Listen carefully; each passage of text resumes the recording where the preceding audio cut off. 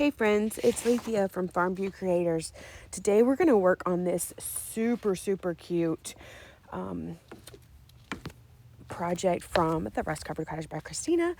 It is about a 15 by a little over 11 size. It can be hung on the wall, whatnot, but it is beautiful.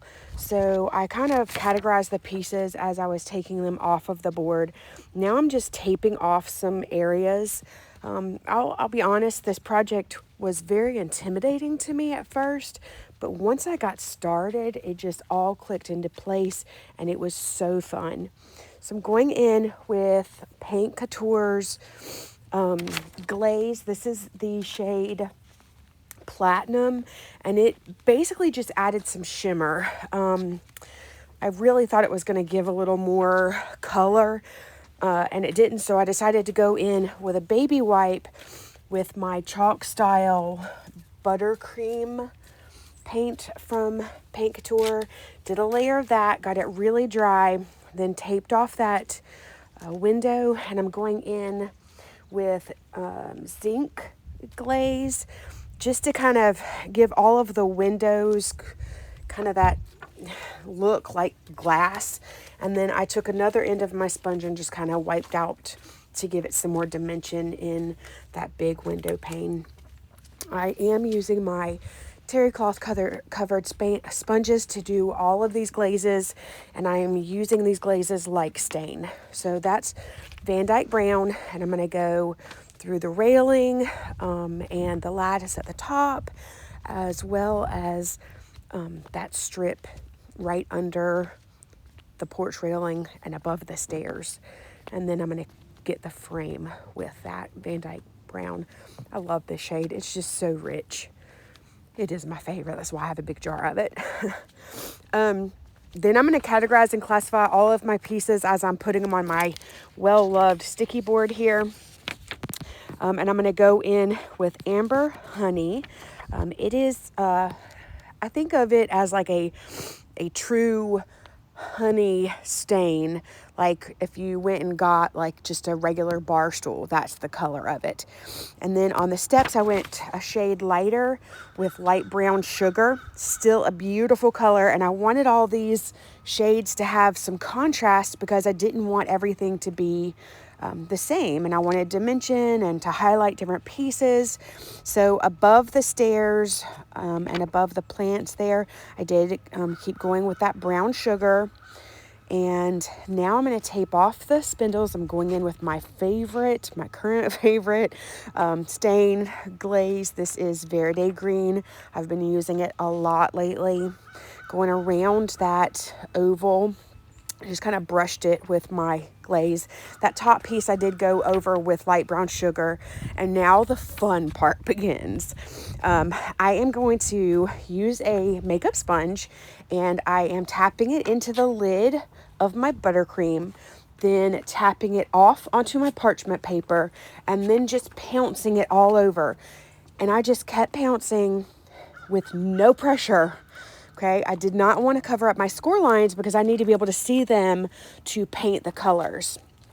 On my bushes, I went in with Basil all over, and then hit the inside and the edges with my Autumn Sage. And my Autumn Sage is the chalk style, but the Basil is the mineral acrylic. All of these products so far are from Paint Couture. Just kind of brushing that on, then using it around the edges, almost like I use my Distress wax, just to give it some more dimension. And I'm still using my makeup sponges. I did kind of cut a wedge on that one, on the skinny end, just so I could get into that inner piece a little easier.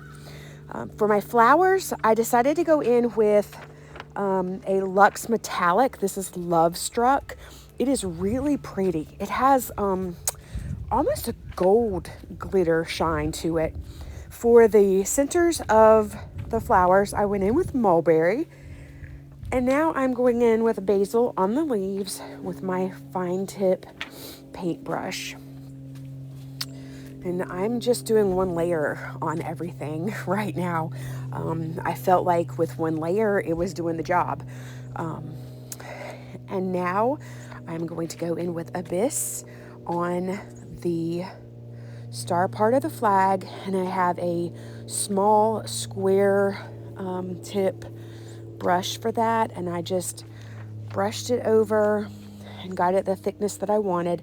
Then I'm using the end of a very small paintbrush and just kind of tapping in some dots, and they're in varying sizes, and that's okay. And now I got some new detail brushes because I don't really have a lot of those, and this project really needed them. And I got, it's size 1 in the set that I had, which I think is like for people that paint models, like model cars and such. I got it from Amazon, but it did a really good job. So I just painted one coat, kind of smoothed it out as I went on the flag, sitting it aside to dry. And I'm going to go in on this beautiful quilt block, quilt that kind of hangs over the railing. And this is what made me fall in love with this kit. Y'all know how I feel about quilts and barn quilt squares. And I am taping off each line, but not around all the triangles. That just really, I mean, it made it where I didn't have to worry about that bottom edge, but it also helped me to focus and be able to tell more easily which triangles I actually needed to paint. I highly recommend doing that, because if you look at the whole thing at once, you're going to get overwhelmed, and it's going to be tricky figuring out, okay, which ones do I want what color? And I could have gone in and done the pinwheels all in one shade, or even instead of going across in the row and making the whole row the same color, I could have gone diagonally. There is so much you could do with this. It is so versatile. I just love, love, love, love this set. And you know, I may get another one and try different colors, and you know, maybe not use so many glazes, but use the pouncing to paint. But you don't want to keep your score lines. So here I just used a super duper fine sand paper, and kind of it smoothed out the thickness of the paint, where, you know, when you paint with a small paintbrush, some of it gets a little gloopy. So that kind of helped even it out. Now I'm going in with my Debi's DIY Dark Wax. Y'all know I love it. And just distressing all around before I get my top coat with my Dead Flat. That's going to take out all the shine, give it some protection. It's just my favorite. Again, that's why I have a really big container. And this container I'm using is my refill container from my big container.